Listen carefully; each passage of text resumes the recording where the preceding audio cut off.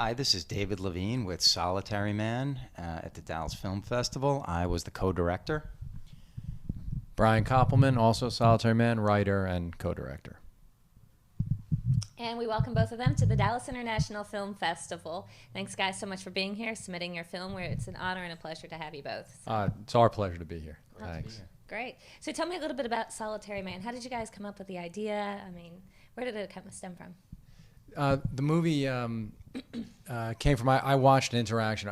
Growing up in New York, I saw, both of us saw a lot of men like the character Michael Douglas plays, Ben Calman, guys who were on the top of the world, you know, real kings in New York in business and in life, and guys with enormous presences. When we were kids and we'd watch them in their early 40s, they seemed untouchable and like they'd be titans forever. But as we watched them age, we saw the frailty set in, and we saw the fear change some of them and sort of exaggerate the worst of what made them successful. And I saw an interaction between one of these guys who'd gotten divorced, was approaching 60, was constantly trying to hit on younger women, and he was with his daughter one day, who was a mom herself in her, you know, early 30s. And he turned to her and he said, "Don't call me dad in public because it'll make it too hard for me to pick up chicks." That's in the trailer. And I saw that and just started writing that day, and then brought the script into David, and we decided we'd go and make it. Oh, wow. Yeah. So now, are you guys friends? How do you all know each other? Yeah, we've been great friends since we were 14, 15 years old. Oh, how so about that? yeah, we go all the way back, Wow. childhood friends, and we've had, at this point, I guess like a 12, 13-year career making movies together. We've written a bunch of them together. We've produced and directed, and this one was the first sort of great opportunity for me to be handed a script that was ready to shoot that I didn't actually have to work on. So it was a great luxury this time around. Yeah. That Brian did the heavy lifting in the beginning. But how long did it take you to write it? It took me about 4 years Yeah. to write. Sort of like 3 years. I probably wrote the beginning of it in a year and a half, and then a couple of years where I couldn't solve it, because normally I could just say to him, "What should we do next?"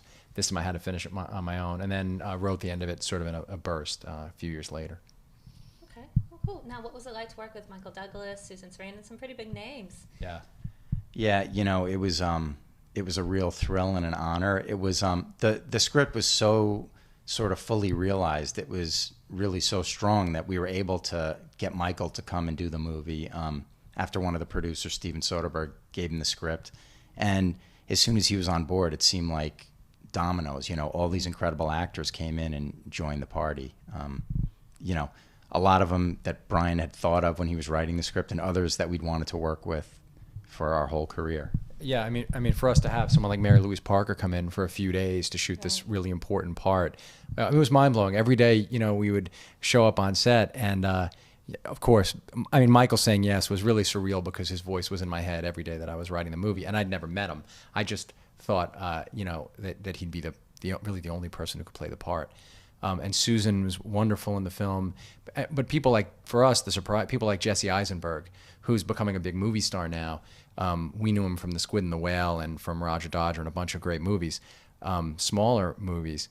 But to have him come and play this very important part of Cheston was really exciting. And young Imogen Poots, this British actress, who amazingly captures an Upper East Side, New York high school senior. So the entire cast was wonderful to work with. I mean, and Danny DeVito, who gets to play Michael's old best friend, and they're really old best friends. You know, they came to New York together to become actors. I mean, they met there, they trained together, they lived in a little apartment together at the beginning of their careers.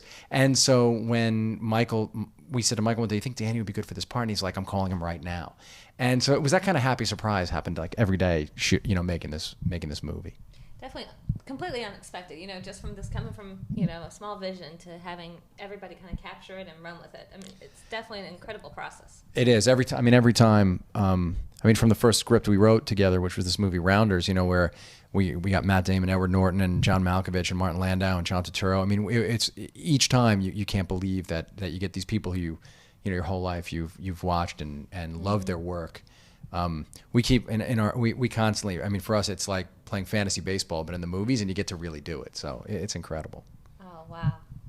Now tell us about Dallas. Why did you choose the film festival here? I mean, coming from New York and everything, Film Central of the world, you know, what brought you here? Dallas is Film Central.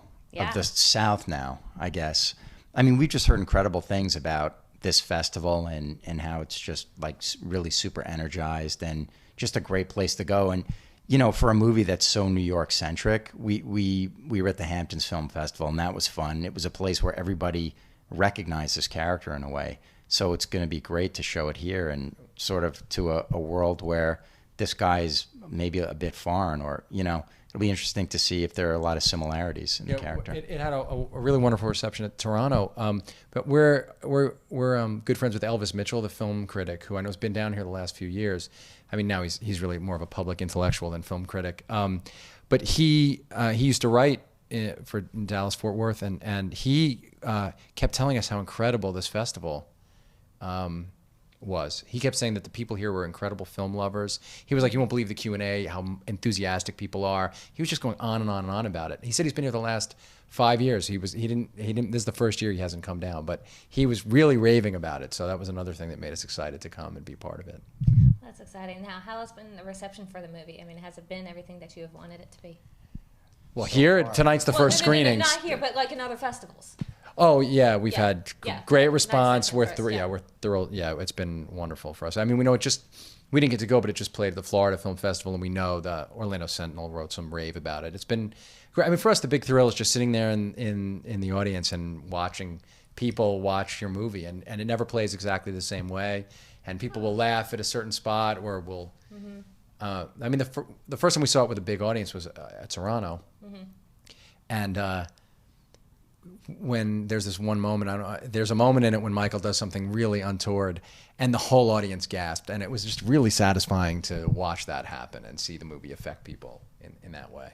Yeah, it's definitely, I'm also a writer-director, and so it's definitely a very rewarding process to be able to go and experience that, because the whole time that you've written this, you're thinking, they're going to like this. Is this cheeseball? Is this going to da-da-da? And it's just nice to be able to have that affirmed back.